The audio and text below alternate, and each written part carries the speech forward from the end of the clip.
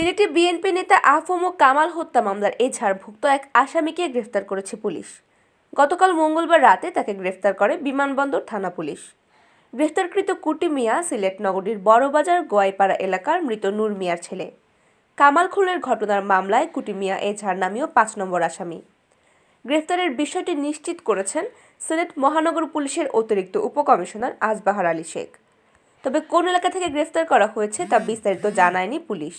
জানা গেছে, গত রোববার রাত ৮টার দিকে সিলেট জেলা বিএনপির সাবেক স্বাস্থ্য বিষয়ক সম্পাদক আফম কামাল সিলেট বিমানবন্দর এলাকা থেকে আম্বরখানা বড়বাজার হয়ে গোয়াইটোলার দিকে যাচ্ছিলেন। তার গাড়িকে অনুসরণ করছিল দুটি মোটরসাইকেল, তাতে আরোহী ছিলেন ৩ জন।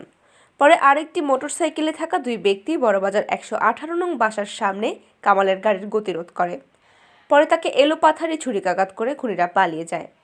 স্থানীয়রা কামালকে উদ্ধার করে ওসমানী মেডিকেল কলেজ হাসপাতালে নিয়ে গেলে কর্তব্যরত চিকিৎসক তাকে মৃত ঘোষণা করেন। এই ঘটনায় গতকাল মঙ্গলবার রাতে নিহতের বড় ভাই মইনুল হক বাদী হয়ে হত্যা মামলা দায়ের করেন। মামলায় ছাত্রলীগ কর্মী আজিজুর রহমান সম্রাটকে প্রধান করে 10 জনের নাম উল্লেখ করা হয়েছে। এছাড়া অজ্ঞাত আসামি আছেন আরও 5-6 জন।